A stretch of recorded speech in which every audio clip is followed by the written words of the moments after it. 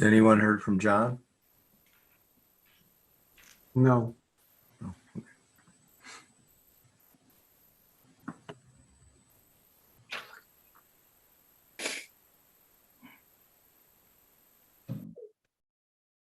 All right, it is time.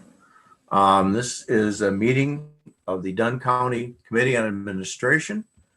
Here today with our committee members, we have Mr. Jim Tripp, Chairman of the Board Dave Bartlett, Sheila Story, Tim Lenow, and present at this time also is our County Manager, Mr. Paul Miller.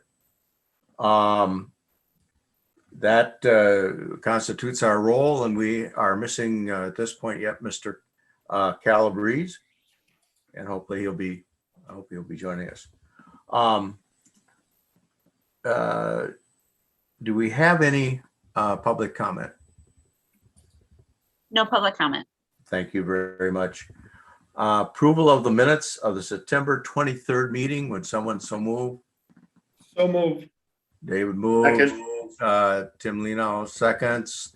Any questions or changes that you see need to be made at this time? Okay, seeing or hearing none. All those in favor of approving the minutes from our September 23rd meeting, please signal by saying aye. Aye. Aye. Thank you. Consideration or staff reports. There's actually our next agenda item, and the staff reports come to us in written form. Along with that, we are receiving a up-to-date budget analysis from all the various departments that report to this committee. And are there any questions by any of the supervisors on any of the staff reports? And there's a lot of information that's going to be coming forward. Mr. Chair, Yes, Mr. Miller. if I may highlight a couple of things. One item that's not on the staff reports, and then a couple of staff reports that I would like our HR director, Heather Murray, to address that are beyond the just monthly report. First and foremost, I wanted to advise the Committee on Administration that staff will be undertaking with our audit firm an audit of an overview of financial activity at the Highway Department. This follows from recent allegations that were investigated, some of which were corroborated, and the corroboration puts an onus on us to exercise our due diligence to assure that our finances at the Highway Department are in good order as a way of assuring the taxpayers and the state, from which we get a lot of money, and then by extension the federal government, that we are following good practices and that there's nothing else, pardon me, that has been overlooked. So we have been talking with our audit firm, Clifton Larson Allen, and we'll be undertaking that. We don't have any details at this time to share with the committee about that that audit, that investigation. When we get further along, we will have more to say to the committee at that time. So that was not in my monthly staff report. I wanted to apprise everybody of that. In addition to that, beyond the monthly report from the HR division, there are, I think, 3 or at least 2 other reports from HR regarding out of classification pay and extension of an LTE position. And I was hoping that Heather Murray could fill you in on that. Not to put Heather on too much of a spot. There she is.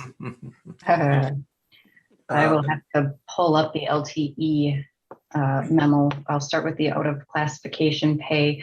There were 2, well, one was for Dustin Bender, who is the interim highway commissioner. That one is pretty straightforward. I assume the one that Mr. Miller is talking about is for the neighbors of Dunn County. We have been having some recruitment and retention concerns within the nursing division over at the neighbors. This was something that the NDC committee had requested we take a look at. And so what we have done is had County Manager Miller authorize an equity pay adjustment for the individuals in those positions, essentially implementing what was recommended by the consultant from the class comp study, because that was based on market. And so we implemented that effective October 17th, and employees were all notified of that.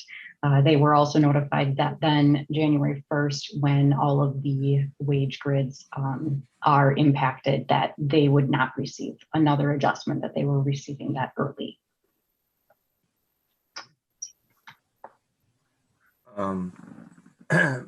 Along with that, Heather, we have here under 5A, the endorse the transition plan for former contracted staff. You want to do that next? I sure can. Oh, David? no, Dave. Well, I've got some questions on the staff reports yet before you Yeah, move okay. on to staff reports, I'm sorry, go ahead. if that's all right. Yep. First one is probably for Keith. On a number of the financial papers, there's a column 21 or 2021 remainder. And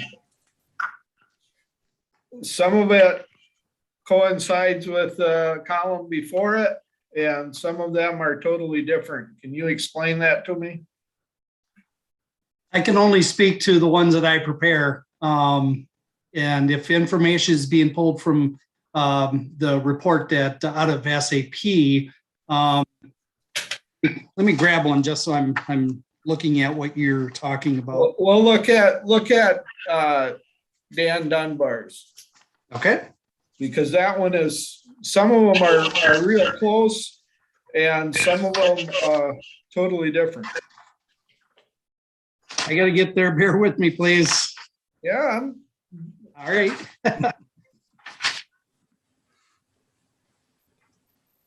Okay. Oh, and it's in small print. Okay. So which columns are you talking? well, the column that says 2021 remainder, Yep. on Dan's report, those numbers in that column, they don't match what's left on the balance of the 2021 year to date. You follow what I'm saying? Right. The remainder is the calculated amount that hasn't been received. Like, let's say, look at that first line in revenues. The budget was 259,411. So far, posted revenues for that one are 258,550, meaning that there is still expected or budgeted to have come in $861. So that's a calculated field, just comparing budget versus actual. Okay. So it's just calculation. So it really isn't actual. It's just kind of what we think might happen. Right. Yeah. It's just, that's your comparison budget versus actual. All right. Then I have another question on financials, as long as you're in it. And this has to do with CJCC. If you look at the CJCC budget, there's not many, the revenues aren't showing up, or at least some of them aren't. And even where there is some, it's not all there. Is that because the grants aren't in yet? Do they come in at the end of the year? This is Sarah. I can speak to that. So All grants right. are reimbursement, and they usually come at about a month after the end of first quarter, second quarter, third quarter. There's a lot of turnover down at DOJ, so some of the reimbursements are taking longer, but they do come in. All right. So the money's coming, it just isn't here yet. Correct. All right. Then as long as you're speaking, this has nothing to do with your report, but I had in my calendar there's a CJCC executive meeting next Wednesday. That's been canceled and it's going to be the operations meeting. Is that true? That is correct. Okay, thank you. Thank you. Thanks, Vaughn. I'm done. No, thank you, David. Mr. Chair? Yes, go ahead, Mr. Chair. Thank you. I have a couple of questions for Heather, actually, if we can go back to her report. At the conclusion of the out of classification pay statement for Dustin Bender, it indicates that the committee will review and approve. Do we need to approve that?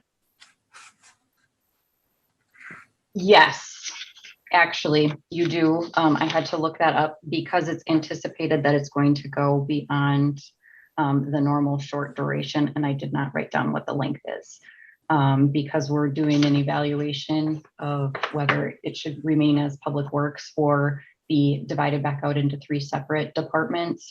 And because we're at the end of the year, it's going to take until the January, probably February timeframe before we're going to be able to move on that. So we do need action by the committee for that to continue. Are we going to do that at this meeting?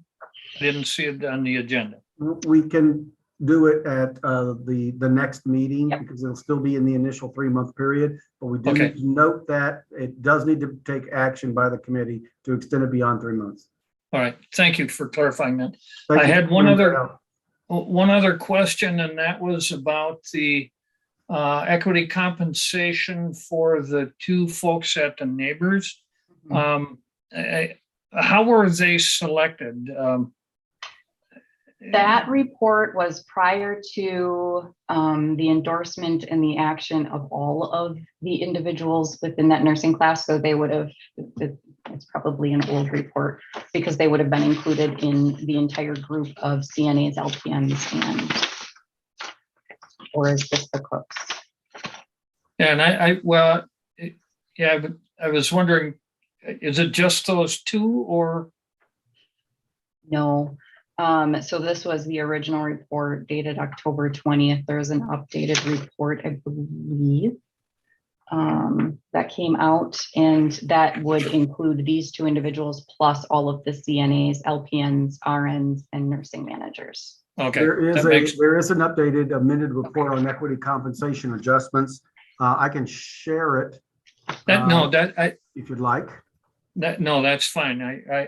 It just struck me as, well, I just needed to know why the 2, if they had done some kind of outstanding work. Frankly, my wife goes to the neighbors every day, and every one of those neighbors, CNAs, nurses, top to bottom, that she encounters are doing just outstanding work. They're overworked, they're overtaxed, they're in terms of their energies, they're filling shifts. She cannot, and I cannot say enough good about them. So I was thinking if these 2, and they certainly deserve any additional compensation they get, so does everybody else at the neighbors from top to bottom. So if I may, Mr. Chair, just to clarify on the equity compensation adjustments, we did approve for CNA Alia Johnson an equity pay adjustment from step 4 to step 6 on grade 2, which was effective September 26th. Somebody who's doing an extraordinary job and picking up extra duty and has been willing to switch between the various households to do the work. She was hired in 2017. We also did one for an LPN, Jamie Heintzman, an equity adjustment from step 8 to step 9 on grade 7, effective September 26th. Again, longer term employee, been since 2015. It's been picking up extra shifts when needed. And then effective October 10, 2 additional pay adjustments were authorized for the cooks in the neighbors, Kevin Duffield and Kirsty Shrimp. Because again, it's an equity thing, it's a market-based thing. Subsequent to that, the neighbors of Dunn County Committee met on October 21st and talked about implementing early, as Heather said, implementing early, retroactive to October 17. Yeah. The pay adjustments that we're looking at doing for all employees effective January 1st. And that's in response to the crisis that we've got on our hands with respect to nursing staff, not unique to the neighbors at all. It's a crisis across the state and indeed across the country, trying to attract and retain the necessary staff. And as a way of trying to assure that retention, the committee asked for, and we agreed as an equity adjustment to implement that update, that new pay scale for all nursing staff going back to October 21st. So that's what the amended or updated memo was about. And then I will add to a final memorandum that was in your packet from Heather to me on an LTE position. We, effective August 19, Alexia Delman was hired as a limited term caseworker, helping out the Family and Children Service Unit at the Human Services Department, and it was approved through March of next year. So we're required to inform you of LTE extensions beyond 3 months, and that's another one that's in your packet of materials. I hope I didn't steal your thunder, Heather, but I wanted to see if I could help clarify some of the things that we're doing here. Now, in regard to that, I'm sorry, Heather. In Nope, regard to go that, ahead. Heather or Paul, basically those people received those equity adjustments Yes. at that point. Since then, as a group, we're looking at taking and giving them, well, I guess I want to call it next year's raise, but the approved pay increase and starting it now as opposed to January of, is that correct? Am That's I correct. interpreting that correctly for everyone? Okay. So for a few people, there's been an equity adjustment prior to the fact that now we're going to help out everyone. Okay. Right. Thank you. Where do we leave you off, Heather? I'm sorry. I think A. what was Still at question? A, yeah, endorse transition plan for former contracted staff, and there is a written information on your packet for that. Maybe you could just kind of update it as to everyone what's going on there. Absolutely. So we made the decision a few months ago to bring leased employees that were or are currently employed by House Calls of Menominee on as Dunn County employees effective the first of the year. And the goal was to do so in a way that impacted them minimally, if possible. And so here are two items that we're bringing to the committee, both with regard to vacation and sick. Those two items were handled differently by house calls than what we do internally here at Dunn County. So we are proposing a transition plan. First of all, for vacation, they have PTO and they have front-loaded PTO. So they receive it September 1st. They plan their vacations for the entire year. So if we brought a prorated amount over, then individuals that had vacations planned later might not have enough accrued. And so we are proposing to cause the least amount of disruption as possible and just have their balances as of December 31st come over on January 1st. If they do happen to leave because we have that payout provision, it would be on a prorated basis. And so then the secondary piece of that is sick leave. They have a bank of time for emergency use. That's if they don't use their vacation, it rolls into this account. They can use it for emergency time. Since employees coming over won't have any sick leave balances, we're proposing that also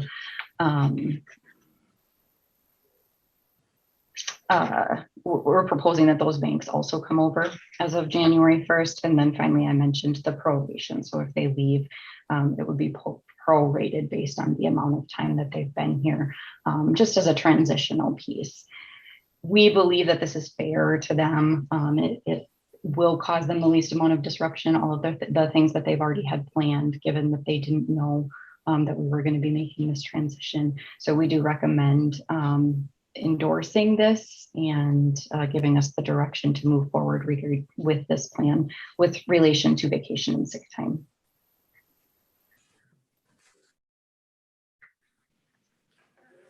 All right, any supervisors have any questions as to this process or comments?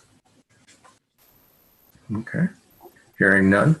At this point, Heather would like this endorsed by us, move forward with it. So it's not set in stone yet. Would someone so move? I'll move. Okay, Tim Leonow and Jim Tripp would have the second to that. Motion by Mr. Leonow. Any questions or concerns? Hearing none. Heather, thank you for the work and I think, you know, this is going to be good. Hopefully we'll retain the people out of that group we wish to retain, and it'll move somewhat smoothly for you. All those in favor, please signify by saying aye. Aye. Any opposed? Hearing none. Heather, you can go forward with that as a plan. And this is not going to go into any handbook. This is just going to be something you present to them. Okay. Correct. We will let them know. Part of that's one of their big their questions. transition package. Mhm. Thank you. Mhm. All right. B under number 5 is approve an updated employee handbook, social media policy. Dan, did you want to speak to that? Yeah. Okay. So this item and the next item are very, very closely related. So the update to the handbook, there's a social media policy that exists within the employee handbook. We were looking through that as different items have been posted on social media, and we identified some weaknesses in the terminology we had there. So as we looked at it, though, a lot of the content within the employee handbook is really targeted towards the general public and not necessarily towards our employees. So the changes that you see in the employee handbook are mainly the elimination of those items that are targeted towards the general public and not to employees. So we are taking that out. We are adding a section that the moderators of these social media platforms should make the public aware of the terms of use document or statement, or I don't know the official term that we would have for that. And that is actually the second item is that terms of use, which would be the public facing document to inform the public of what is and is not seen as appropriate on social media, on the Dunn County social media sites. So item number 1 is, once again, to eliminate some of those public facing comments in the employee handbook. Okay. Any questions for Dan on that? That was in the packet and a lot of things are lined out. Tim. Yeah, I've got a quick question. When was the last time this was updated? Not been that long ago. Yeah, maybe a couple of years ago. Things have changed, haven't they? I think with any policy, you put it out there and you start to learn what you missed when you wrote it, and realistically, the pandemic and all of the things associated with that have led to a highly charged social media environment that we're so as we've seen some of those things and how we react. Kind way to put it. Well, and the bold fact is, as if I may, Mr. Chair, Please go ahead. as Dan alluded, it's not only eliminating language in our handbook that's more appropriate to direct to the users of our social media outside of organization. it is in reflection of what some of the posts that we've seen on our Facebook page, et cetera. And so it is two separate items because one is a change to the handbook. The other is a social media policy terms of use agreement. But there's no question that the amount of vitriol that we are encountering has increased. Mr. Chair, Yes, Ms. would this, Sorry. thank you. Would this be something that will be part of our county board meeting? This particular item? This does not go forward as an action item to the county board, no. I'm just thinking that it would be a good idea, especially where it talks about topic taboos, that it maybe be lifted up in some way to our fellow county board members so that they actually hear it rather than expecting that they're going to find it and then read it. I don't know how to do that necessarily, but I think it would be a good idea to make them aware. Yeah, the topic taboos is actually part of that employee handbook side. So that is speaking towards our employees and what they should post. But yes, the other part is public. So it really doesn't apply to county board members. Is that what you're saying, Dan? The topic taboo is an employee. Yeah, the employee handbook, I don't believe it would apply to. It does not. It does not apply to Um, supervisors. Yes.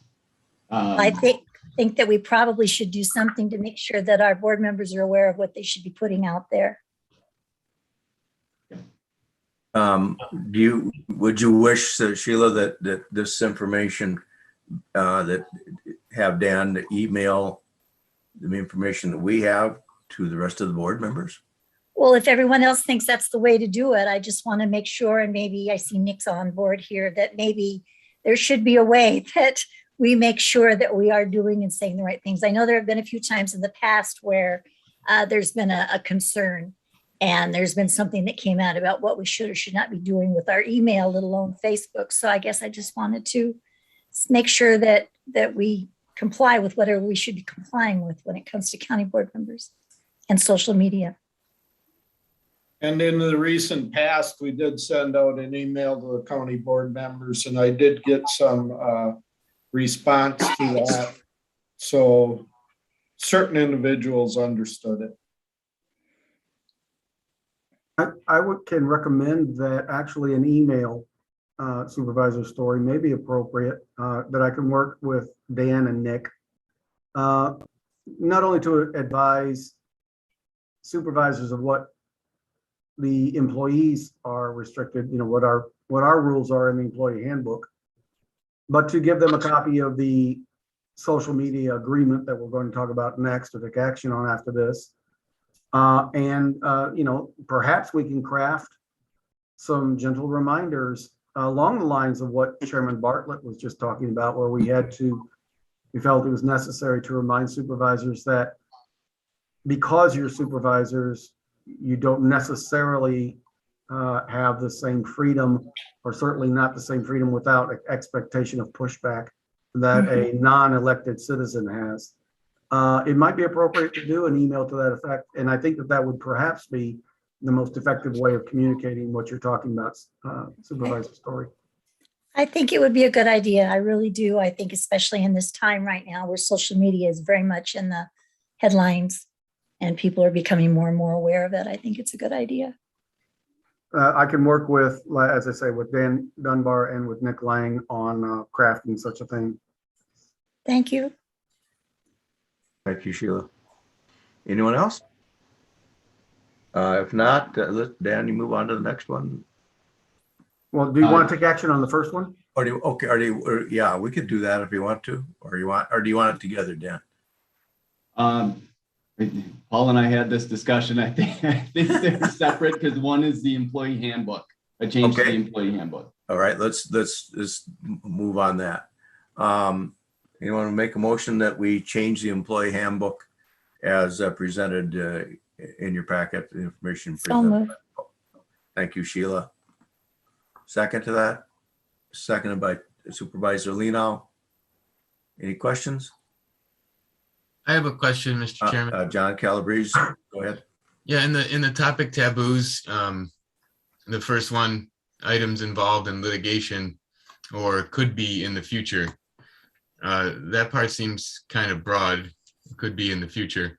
And I don't know how far in the future you're going to hold anybody accountable for that, but I don't know if what a different way of wording that could be, or maybe it's fine if everybody thinks so. Well, thanks, John. Let's go ahead and approve the handbook, because that is not part of the handbook, is it?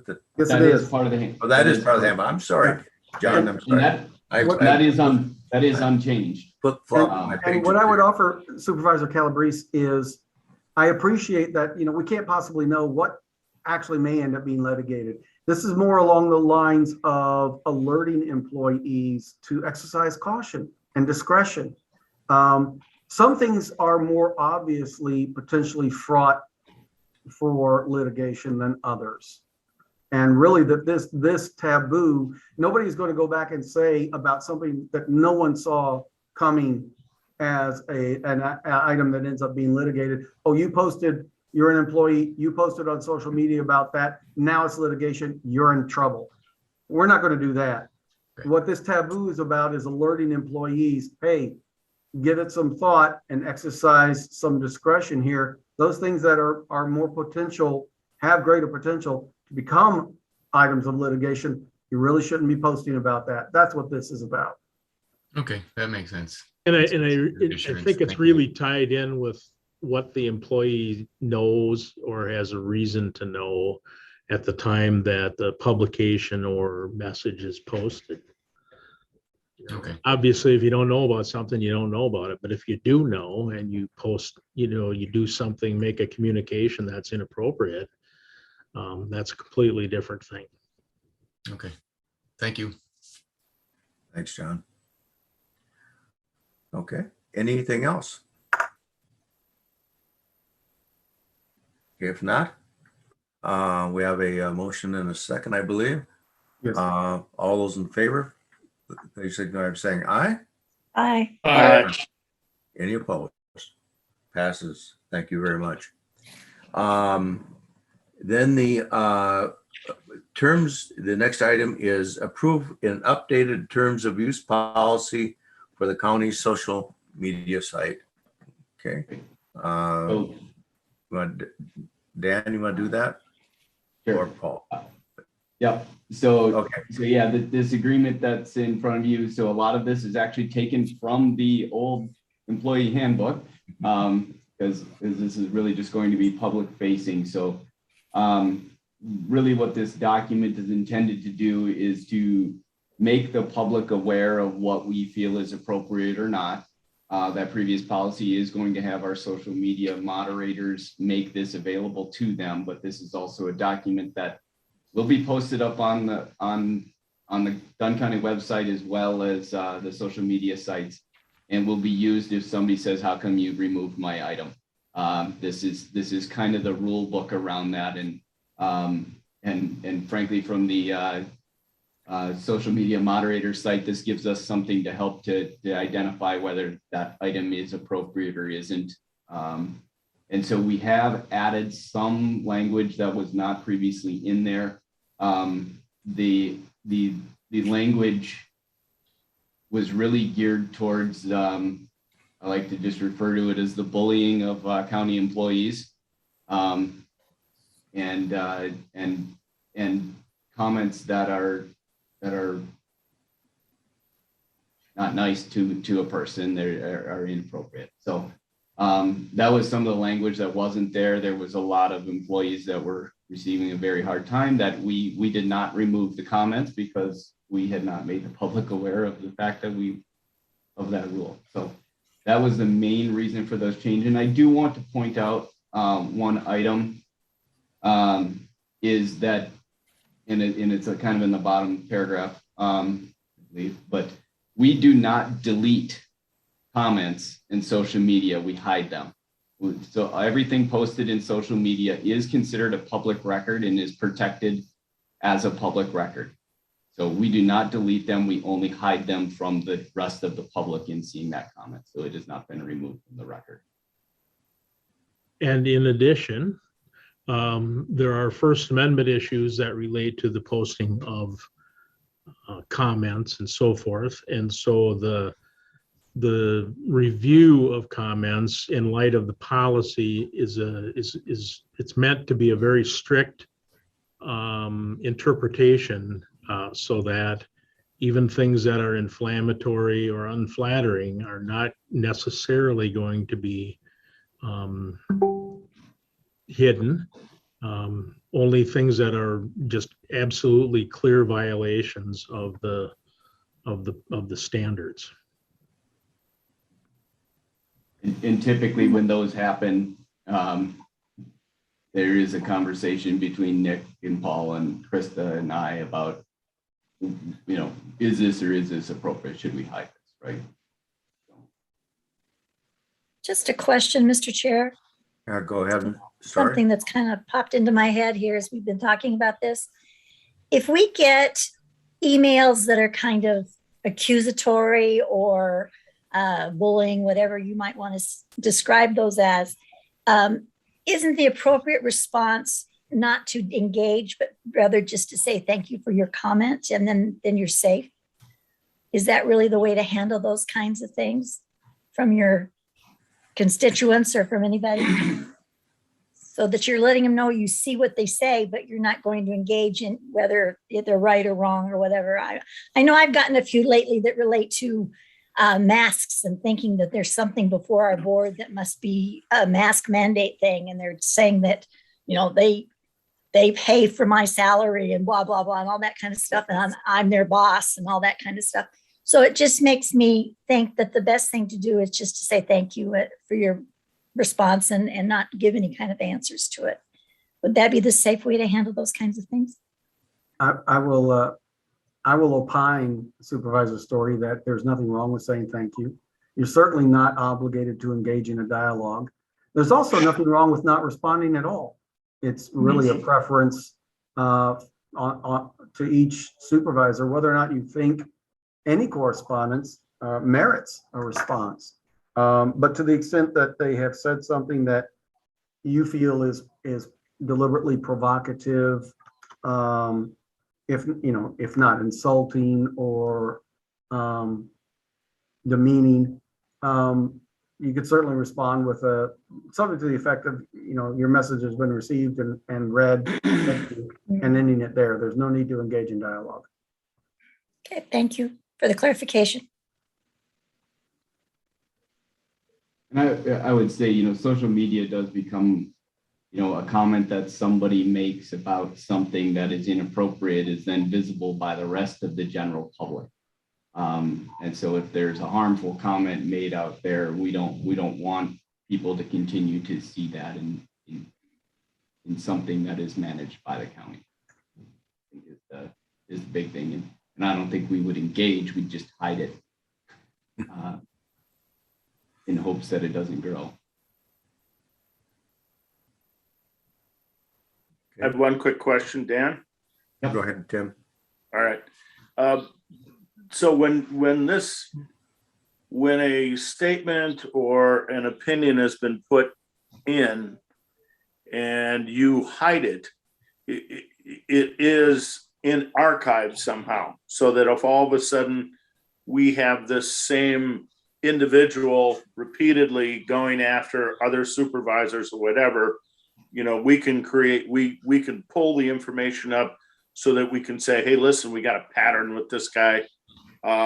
Maybe we should block them from whatever. I don't know, but I'm just wondering, that is something that could be called up again and say, okay, this same guy has been, making these accusations over and over and over again. That is something, even though it's been hidden, it is still tallied, so to speak. Yep. Yeah. Okay. I don't know about tallied, but it is certainly available for us to be able to see that. We can see everything that we've hidden, that just the general public can't. And they are then also available if member of the media wanted to make a request to see what it was that we were hiding, we would provide that information through the Okay. open meetings laws. I will say for the record too, since this is a public meeting, this is not an attempt to censor in any way public discourse. It is not an attempt to exercise control over, content and opinion. We are defenders of the First Amendment right, free speech, by organization, by law. What we are talking about are posts that are threatening or insulting or defamatory,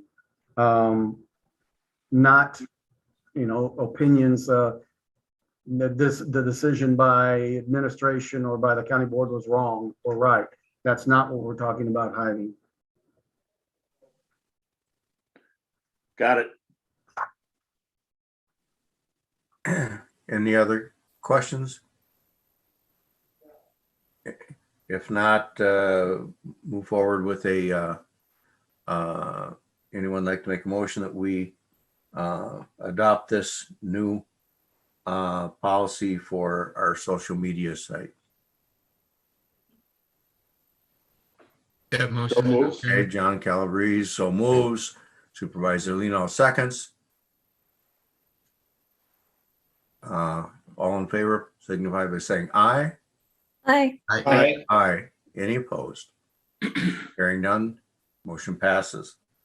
Thank you, Dan, for that work and explanation, and Mr. Miller. Thank you for the good comments, everyone. Our next item is prove an amendment to a temporary COVID-19 policy related to CNA vacant shift pay, and that information was also included in the packet and how that was going to work. Mr. Miller, or is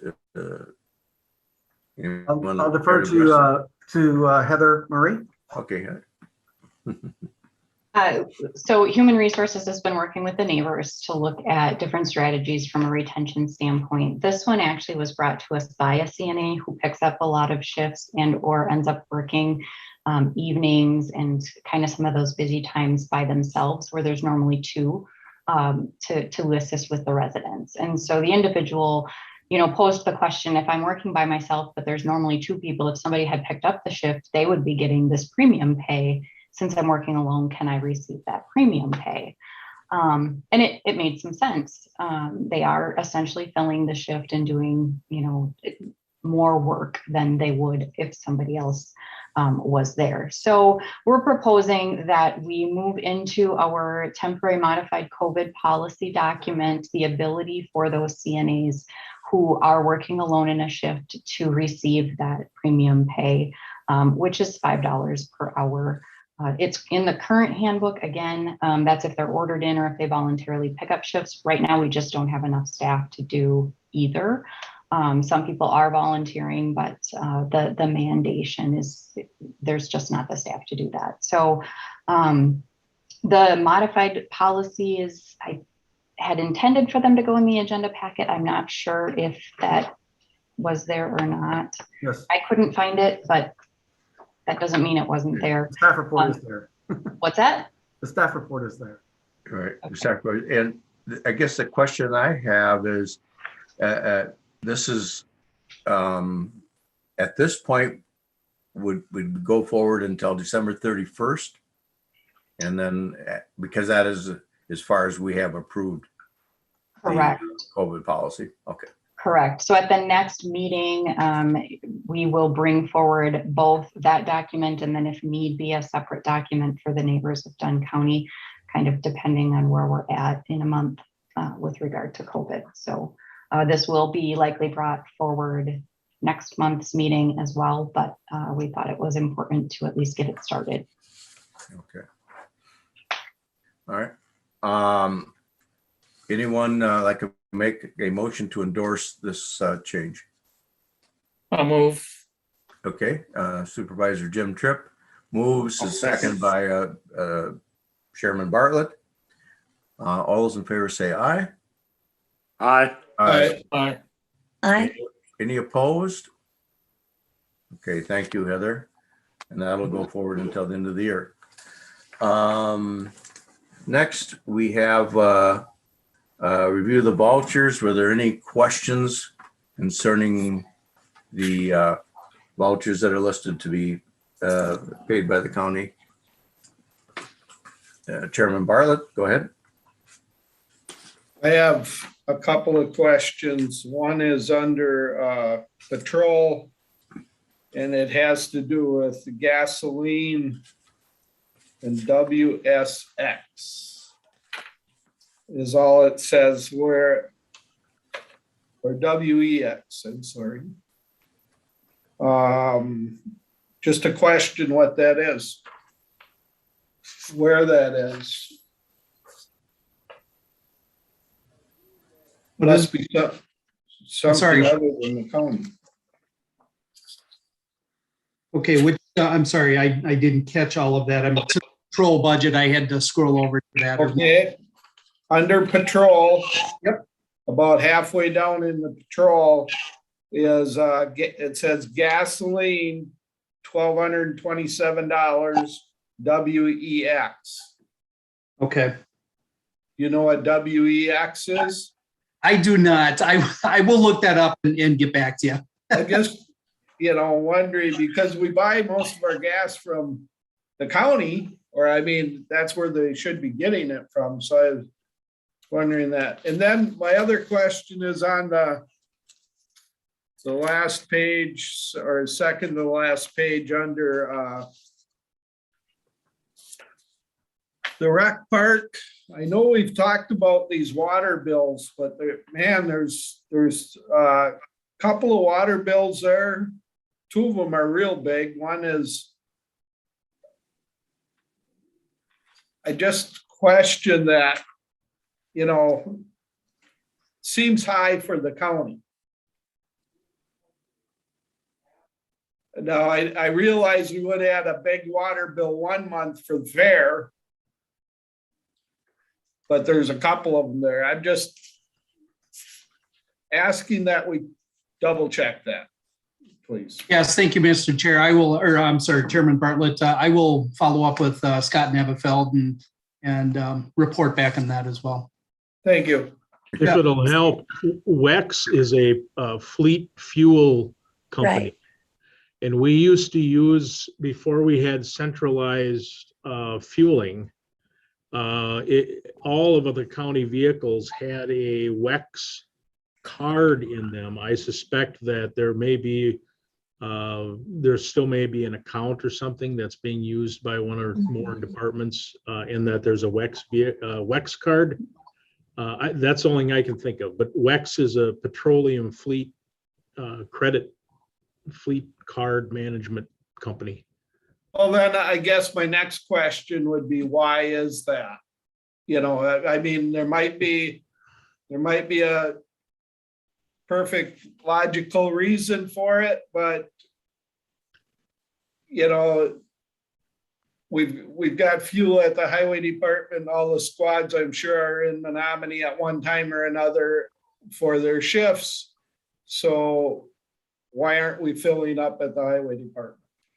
Mr. Chair, I've had some familiarity with WEX, and WEX cards, when you use the WEX card to go get gas, it records to that specific vehicle. So it's a way of tracking what's going on with that particular vehicle, how much gas they're using, and that's how that is recorded. So everybody has their own WEX card for that purpose, and that's what's used to get the gasoline. At least that's my memory of utilizing WEX cards. Okay. So we should be able to trace it as one vehicle or a series of vehicles that are still, okay. Mm-hmm. Thank you. Anything else with that? Keith?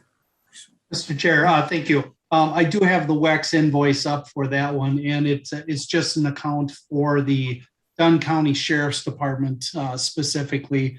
I know in some conversation that I've been involved with years ago, and with the central fleet fuel implementation, there could be circumstances with patrol staff being on the road that they wouldn't necessarily be able to use the the highway department.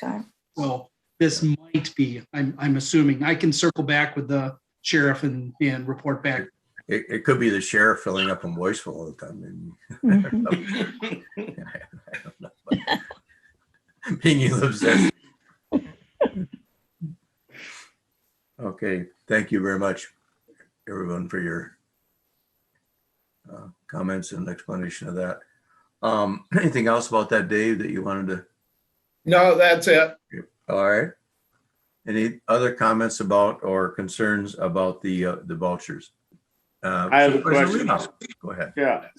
On the page prior to that, like the third page from the back, under 5101, and there's 3 entries there for express services 3 different times for approximately the same dollar amount. What are express services for contractual consulting? If I'm not mistaken, that is one of our temp agencies for employees. Oh, okay.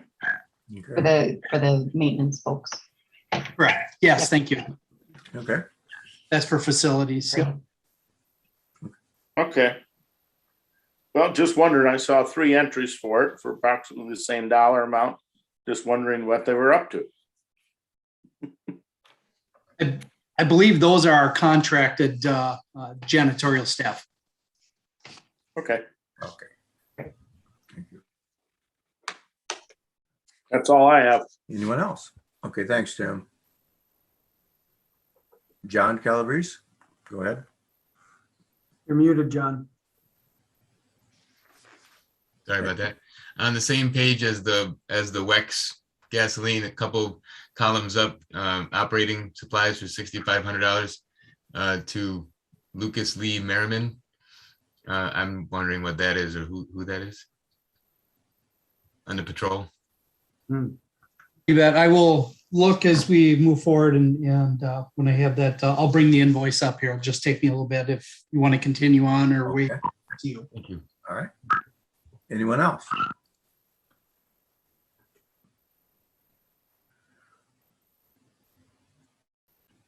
Okay, would anyone wish to make a motion to approve the voucher list, and are you satisfied that with the answers we've gotten or the information that will be coming from Keith?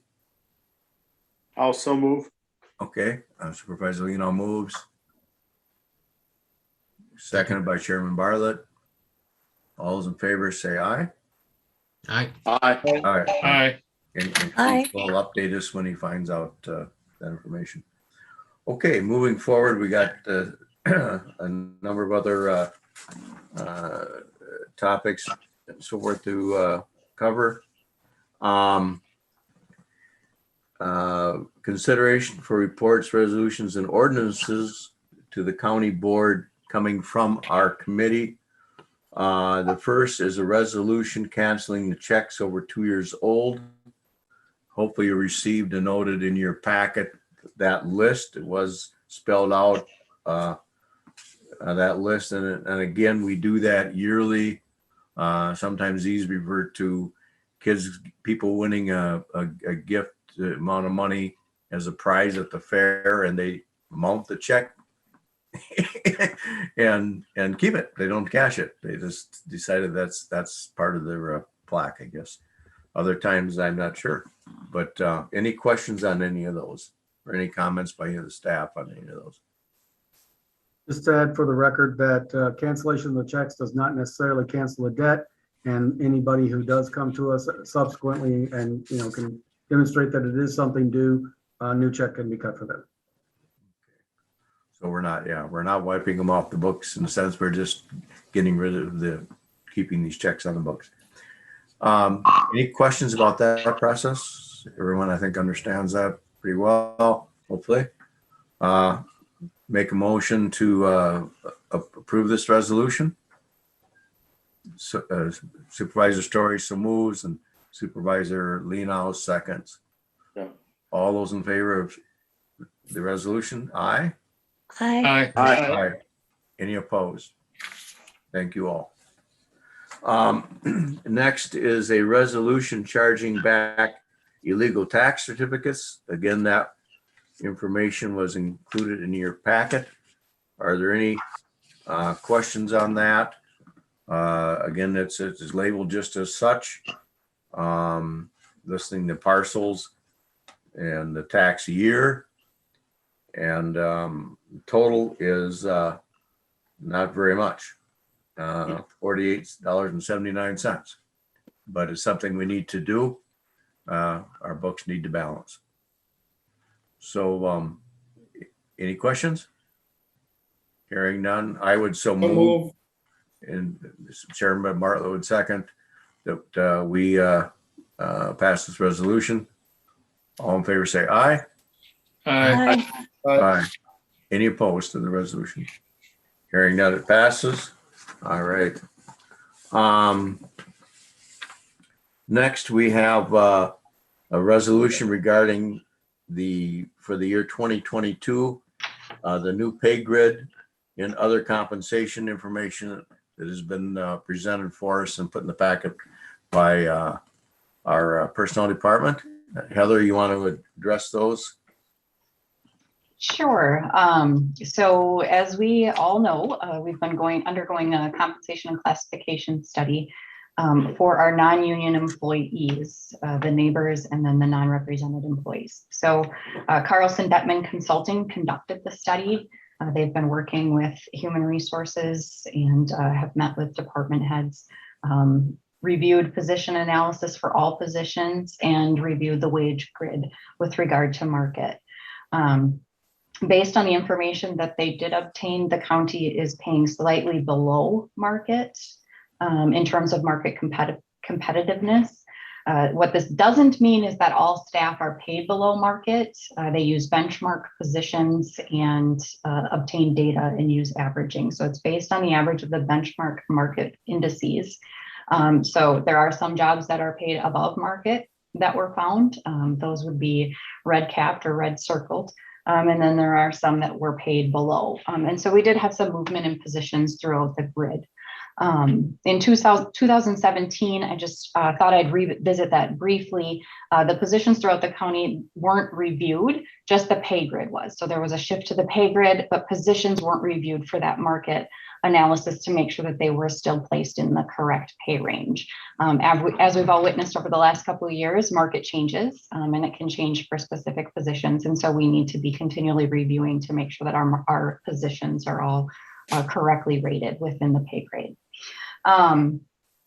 So we did that. We're undergoing a review of the job descriptions. We always want to make sure that those are up to date and the most current. So since they did the job description questionnaires, we are going through and updating all of the job descriptions. We've been attempting to do that throughout the process, but we'll continue through more than likely first quarter of next year to get that done. So with the job description questionnaires, the new market data, and then CDC used what they call their point factor job evaluation system. All of the positions were then graded on the revised pay grid. We did a review and discussed the best approach moving forward. Wage grids can be put in place for each organization and what works for them. So some people prefer a 6-step grid, some people prefer a larger or a smaller grid. We elected to maintain the step structure instead of moving to a sliding performance-based structure. And we're maintaining that 11 steps per grade structure. I think individuals are used to that. They understand that and they're able to apply that. So we did also take a step back and looked at the unique needs of the neighbors of Dunn County, what their recruitment needs are, and truly they have kind of a different market and comparables. And so we pulled them out, created their own wage structure so that we can work within that when we're strategizing and working with the neighbors as well. I had intended a copy of the executive summary from CDC be included, and then I saved it in September instead of October. So you did not receive that. I will email that out to everyone tomorrow. So the proposed wage grid as it is consists of 23 grades with 11 steps. The neighbors is 20 grades with 11 steps. Each step within the grades, we maintain that 2.75% adjustment between the steps. So that is what it currently is. We maintained that as well. The casual position salary schedule, it's always sort of lingered in the background. So there's some positions that are, I think we call them unclassified. They really just periodically work. We periodically call them. So I, out of habit, call them casual positions. They're casually here when we need them. And so, but they also need compensation and their wages should be reviewed. And so I moved that onto the structure that's reviewed by the committee each year and the board, just so that it's present. We can make sure that we're looking at those and making adjustments if need be there. I will say that we didn't review the wages of those positions during this process. The process moved quickly. And so that does still need to occur, but there were not any adjustments made from a budgetary standpoint for 2022 in any of those positions either. So we do need to go back and do that review over time. As for implementation, and we are recommending that employees be placed on the step of the new wage grid to the closest step that provides them with at least a 5% increase. And when we arrived at that number, we budgeted a 2% shift to the grid plus steps. And so if you lift the grid 2% and you give the 2.75% step adjustment, that's about 4.75. We rounded up to 5. So that's where that number came from. So if an individual is currently making $15 an hour, you add 5% to that, they're going to go on the step of the new grid that's closest to that number without taking a reduction from that number, with some caveats. So if somebody going onto the new grid is at step 11 and it only gives them a 4% increase to get to step 11, they will only be at step 11 with that 4%. If somebody's below the grid and they need to be moved to step 1 and step 1 is more than 5%, they will be placed at step 1 and receive more than 5%. But this was the guideline to convert it over versus just kind of going back, because this is different. With the last iteration of this a couple years ago, the grid was shifted and employees were shifted to the same exact step. We're not recommending that approach. This gives employees the increase, plus it gets us onto the new schedule and it's more affordable for the county. Let's see. I think I've covered that. So I guess I'll stop there before I get into some of the supplemental pays and the in lieu of fringe pays. That was a lot of information. Are there questions on that piece of it, of the report? And if I may add, perhaps those of you who have been on the board for a while will recall the way that the previous wage grid looked. And it simply listed a grade with the steps in a horizontal line and, grade 1, 2, 3, etc. One of the big changes you'll notice on what's attached to the draft resolution is that we have job titles now attached to the wage grid, which I think is a helpful addition and change, just in the way it looks and the way it can be used, the way it can be understood. So I wanted to highlight that. That's one of the outcomes of this study.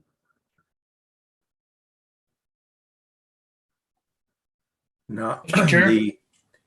Go ahead, Mr. Triplett. I just wanted to observe that at the Judiciary and Law meeting, it was pointed out that in a couple of cases in the clerk of court's office, and I forget, CJCC, I think, there were some folks who didn't feel like their position had been placed correctly. So I understand and that there is an appeals process that's available. so that they have a chance to go through and perhaps explain some extenuating circumstances. And I think that's important for not only us as a committee, but the board to understand that while this provides us some structure, it's not cast in concrete, and obviously the real life circumstances will dictate the final outcome. Correct. So the appeals process will happen after the first of the year, because we're at the end of the year and getting everything implemented, SAP updated, employee data updated. We will draft what that process looks like. And so if there are extenuating circumstances, things that people feel were missed, we will get that communication out to them, put together a time frame with shortly after the first of the year and run through that appeals process. Absolutely. And if we should find a change is merited, we have the ability to make it retroactive to January 1st.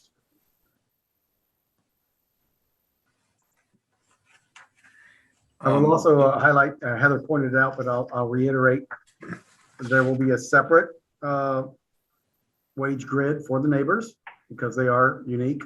That organization is unique. That's a change from what we've done in the past as well.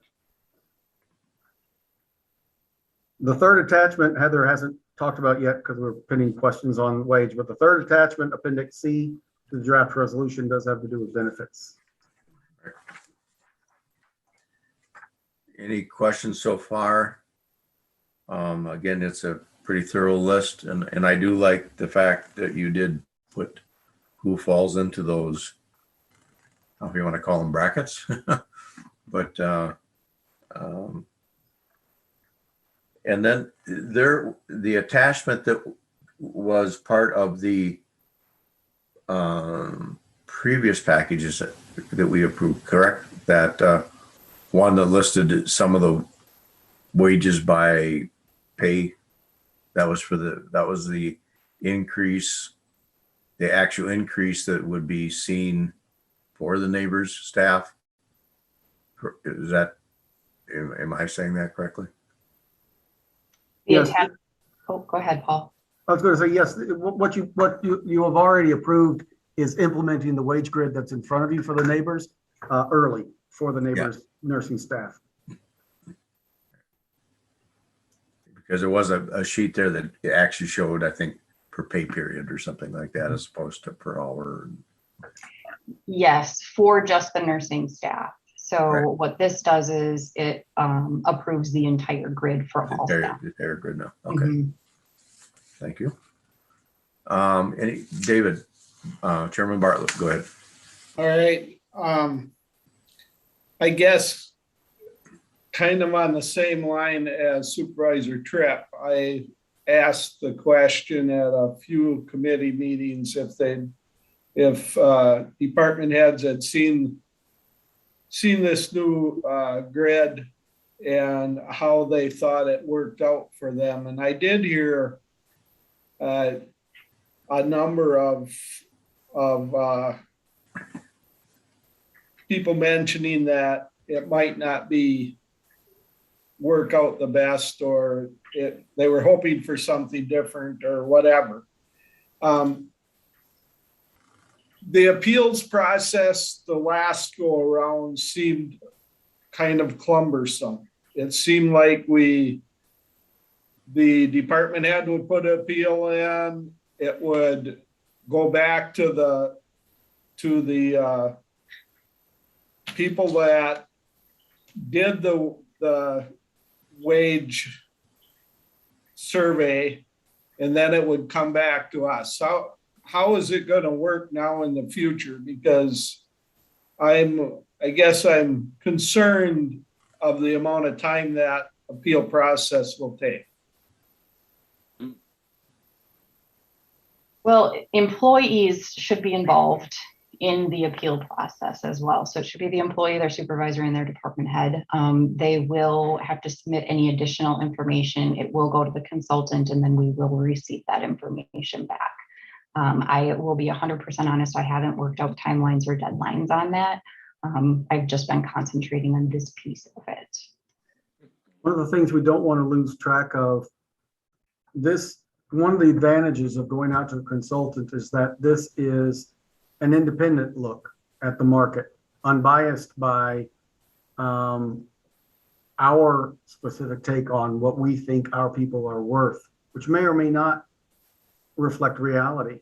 So one of the things we have to protect is the independent nature of the evaluation, which is why we go to the consultant with the appeals as well. That does not constrain us to what the consultant ends up saying. We have the leeway to decide what we decide. But part of our objective is to preserve the independence of the recommendation that we're receiving as not being biased, due to close relationships between supervisors and employees. And by supervisors, I don't mean county board, I mean managers and employees. And I'm not questioning that. I like the idea of having an independent source. It just seems like the last go around of a number of years ago when we went through this, that the process, some of them took months.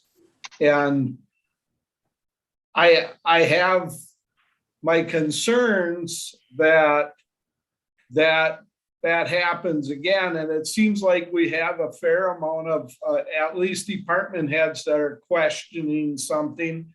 And I realize we don't really have a choice with the budget. We have to pass this with our budget coming up. We have to have a pay grid in place for next year. But I do have concerns when somebody says a certain position is out of whack and that it would take months to get resolved. I guess that's my concern. May I respond? Go ahead, please, Heather. I believe I know who managed the last process, and they were notorious for taking a long time. We do have a different consultant this time, and I tend to push things along, and so I would not anticipate this taking more. Months would not be a term that I would use by any means. So we'll make sure that this is handled quickly after the first of the year. And I appreciate hearing that. Well, we appreciate you bringing it up because it's good to be reminded. Your tenure on the board, you have recollections, perhaps some of us don't, and it's good to be reminded of where our priorities should lie in terms of resolving these issues as quickly as possible. So we take it in the way in which you meant it. Thank you. Any other questions regarding? Thanks for bringing that up, Dave. That was a good point. Anything else? So if I may continue Go ahead, the Heather. report. Okay, so the next item on the report was the in lieu of fringe compensation, which also will be in the resolution. We are recommending a 2% adjustment. Traditionally, it is adjusted 2% each year with the grid. I do need to share with you an error that was made on my part. Last year, it was supposed to freeze. And somewhere in translation, we did not notify those that update the PEP document that does the costing. And so in lieu of fringe did actually go up 2% last year. So this number of $2.37 is in addition, it's on top of the 2% that was implemented. So I'm not recommending, I don't think administration is recommending going back and taking that money back from employees if they've been compensated. So I would recommend that we just move forward. These are our part-time employees that don't receive other fringe benefits. So the next item is the supplemental pays. So one of the I had hoped to get to all of this prior to this meeting, but we should still do a review of the supplemental pays. Oftentimes they also sit there, and so then other counties or other organizations are increasing their on-call pay or their call-in pay or those types of supplemental pays for individuals who work maybe outside of the business hours.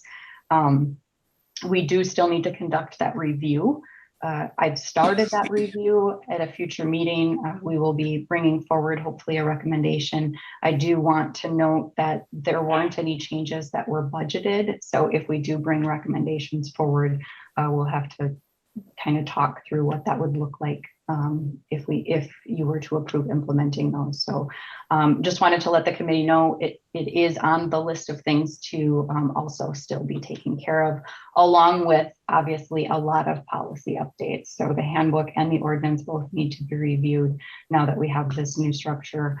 Putting the classifications on the wage grid, that's going to impact some of the language that we have. So we are in the process of conducting that review, drafting that. I'll work closely with Corp Counsel and we'll bring those recommended changes at a future meeting as well. So with that, again, if there's any additional questions, otherwise we are just requesting that you make recommendations on the proposed wage grid to the executive committee. The resolution includes the health and dental benefit recommendations. Those were approved at a prior meeting. They're now just being incorporated for the budget and included in this resolution. Okay. All right. Any questions over this compensation package as presented? You have a copy of the resolution. It lists those items. Chairman Bartlett, did you have? Yeah, I'll make a motion that we move this to county board. Okay, thank you. Anyone Executive have- committee or county board? Oh, executive first and then county board. Okay. I have one question here prior to the vote. Okay. Just a kind of a point of interest more than anything else is how much did the health insurance package on a whole go up? 0. We had no increase to the health insurance costs. Oh, so there was no increase there. Excellent. Thank you. And for the record, I think I saw Supervisor Calabrese second. Yeah, I think so too, John. Go ahead. Thank you. You're muted, John. Yeah, I'll second. Thank you. Oh, you're second? Okay. All right. Thank you very much. Appreciate that. Doesn't this go straight to the county board and It it's does. just a report? Right. It does not require action by executive. Executive, of I course, didn't think so. we'll put eyes Thank on, you. but it does go straight to county board. Thank No. you. Yeah. Thank you. Okay. So again, this is what we are recommending to the board. We have a motion and a second. Did you get those, Paul? Yes. Okay. All those in favor, say aye. Aye. Aye. Aye. Any opposed? Motion passes. We'll move benefit package forward. Okay, thank you very much, Heather, for your work and explanations. And we're going to hear a little bit about the possible part-time and in lieu of what you were talking about there. Possible changes to that. No, it was supposed to freeze last year. We didn't actually freeze it. And so, We're just going to go ahead. yeah. Okay. All right. Next item is 6D. This is a resolution approving a settlement of a claim by Haas and Sons. Is everyone aware? Was everybody here when we discussed this at a previous meeting as to what had happened? Any questions about what led us up to this point? Okay, hearing none. Nick, if you'll take over. I will, thank you. We discussed this with the executive committee in closed session. We also discussed it with the Committee on Administration in closed session. The marching orders that I got was to work with, I had retained counsel who had some specialization in matters like this and try to negotiate as favorable a settlement as possible. We've done that. The settlement agreement has not been signed yet, but the amount that the parties have agreed to is $168,000. It represents a considerable savings on just the amount of the underlying claim or potential claim, and also the cost of litigation that would the county would incur, and also potential statutory interest on the claim if it came to a judgment. So we think this is a very good settlement. Unfortunately, it does result in a large payment having to be made when we already thought there was one. But it has to be done, and so I've drafted this resolution and asked that the committee approve the settlement. And a question again, then, is this going to the executive first, or is this going direct to the board? Well, it goes to the county board. It will be, as with the previous resolution, it will be reviewed by the executive committee by way of a committee report.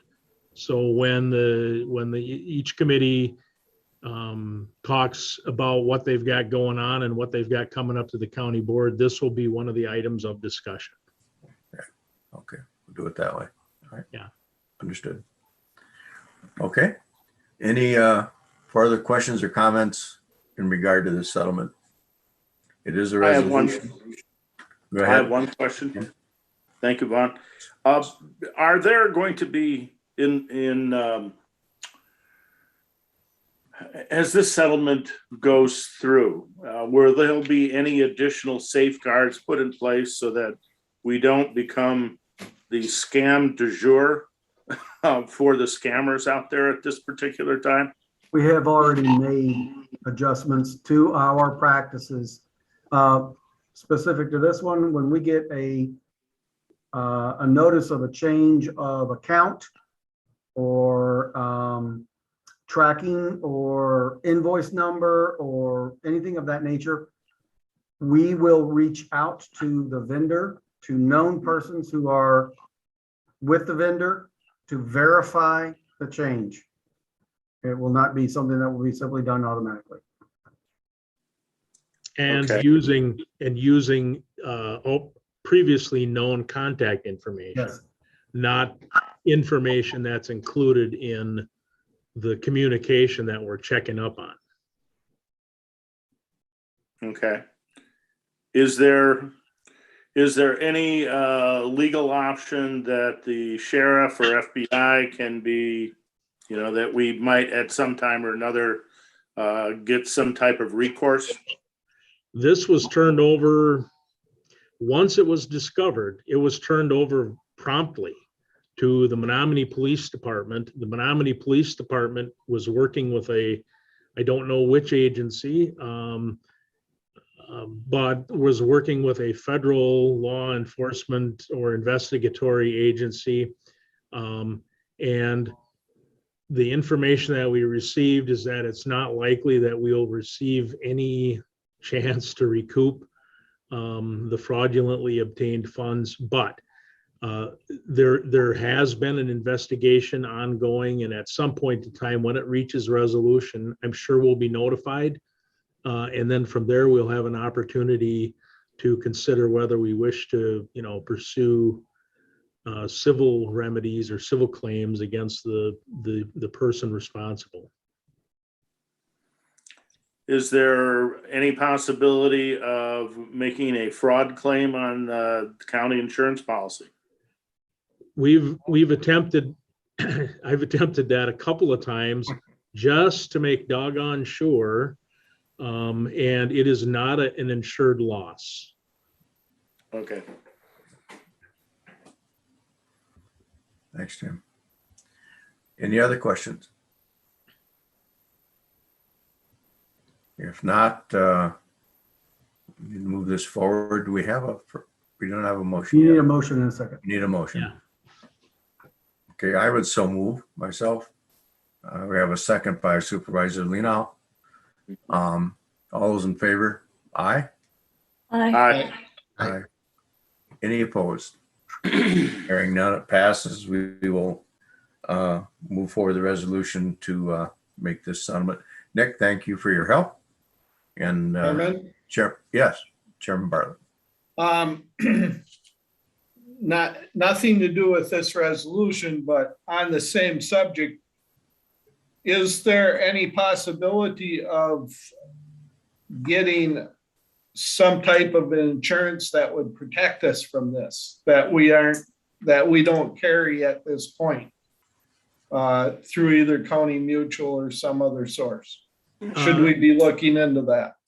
Patty Isaacson recently was looking at some additional coverages, and it included the kind of coverage that would have covered this. I don't know where she is on it.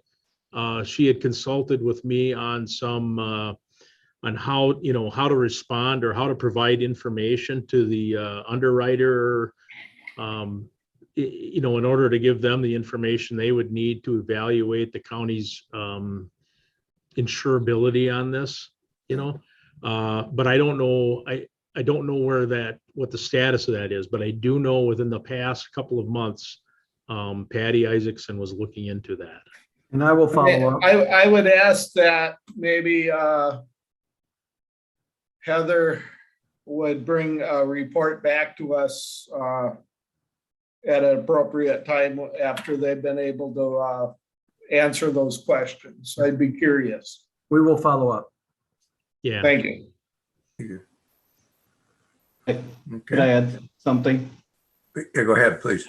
I just, to that kind of the same concept is we have been implemented about 4 months ago. We started doing some cybersecurity training for all employees and phishing exercises in items like that. And oddly enough, this month is social engineering, and it's going to be trainings toward these specific items to all employees of the county. These things unfortunately are very common, but that's what we're trying to help train our staff to be prepared for them and look out for them.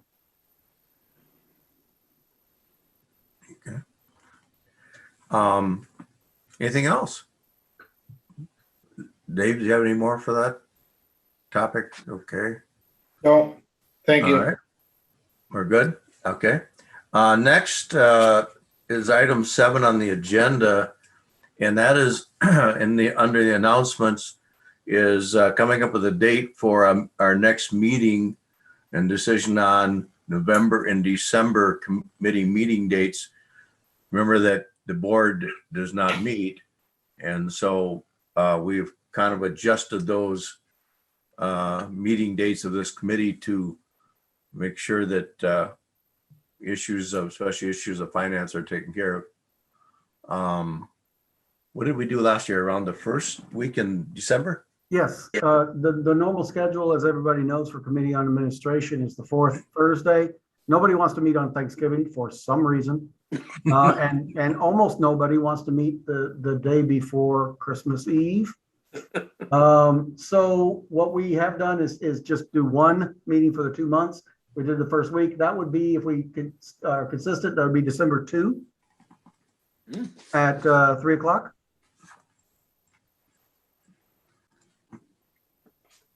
That can be fine. It would be again a Thursday. Is that correct? Yes. Yeah. Thursday the 2nd. Any major disapproval of that? Oh, you may have a conflict that day. Me? I never have anything to do. What? Let me look here. Oh, wait. Oh, it's the CFO interviews. We may, my inclination, however, would be to just not schedule any interviews for the CFO past 2. I think it's important that we be able to accommodate this meeting. Okay, Thank you for pointing that out. of course. Yeah, we will be interviewing to replace Keith, who is abandoning us in our hour of need. I reiterate that. And who does the interviewing on that? Is there an interview team or is it just, We haven't actually pulled the trigger on that decision, and it is something that is imminent for us to reach out to Chairman Headland and whether or not he wants this entire committee to be involved in that. We've done that with other key staff, or if he wants to participate himself. We also need to reach out to somebody from outside. Last time on the CFO search, we got the participation of Jeff French, who's the county administrator in Barron County and a former CFO himself. We'll probably do that same, but it's actually on our list to do that very soon here. So it is possible, as Heather pointed out, since we've got those scheduled for Thursday, it may be something that if we think that the committee will be available, we may all be involved in doing on that day. But we'll reach out, Chairman Headland, to talk it through with you. Okay, all right. Sounds good. So the second is set then at 3 o'clock for the meeting of this committee. And then you may be contacted as far as what we are looking at in terms of a interview schedule. Would any of the members of the committee at this point, just thumbs up, thumbs down, be interested in being part of that? Mr. Chip, Mr. Bartlett? Like all of them. Good. So maybe we won't reach out to you, Chairman Headland. The decision may have been made there. Yeah. Well, I think the same committee that hired Mr. Stray ought to be the committee that hires the next. I think it's important enough position that the committee should be involved. I do too. Appreciate And if someone just felt they just don't want to be part of it, that's fine. But I would wish that everyone would, and it looks like everyone. Well, please take a look at your calendars for the dates that we had tentatively scheduled are November, I'm sorry. Hold on just a moment here. Yeah, December 2, starting at 8 a.m. and December 9. Now, we don't know that we will have candidates on the 2nd or the 9th. We've not scheduled those yet. But if you could take a look at your calendars and advise us as soon as possible if you've got conflicts. And basically, we're talking all day long on either, or perhaps split up onto both of those days from 8 a.m. to 5 p.m. So please take a look at your calendars. Let us know if you've got a scheduling conflict, and we will see what we can do to adjust. Okay. Everyone know, and then get back to, you could get back to me, but always get back to Paul for sure. Please. Let him know as soon as you can, if something is going to be an issue with one of those 2 days for you. I have a dentist appointment on the 2nd in the morning, but I can change that. Okay. Would we assume that we can do this in person, that there wouldn't be any issue by then? I mean, I can't imagine doing it by Zoom. It's not necessarily a safe assumption, Supervisor Story. For instance, we may have a candidate who it's better to do it remotely because they would otherwise have to travel. Oh, good point. So don't assume that it would be in person.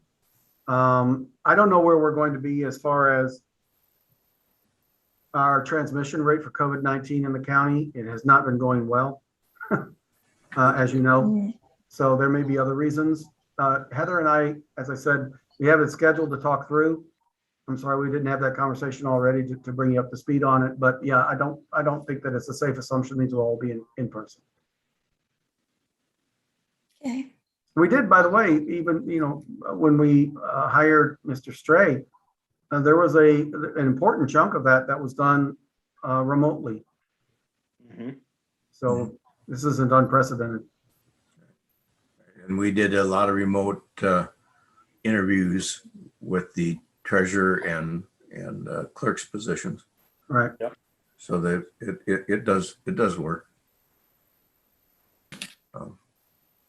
Okay, so keep those in mind. Everybody try to adjust their calendars ahead of time, just so we're prepared to, if possible, all be together, or at least be together Zoom, and be able to go forward with that.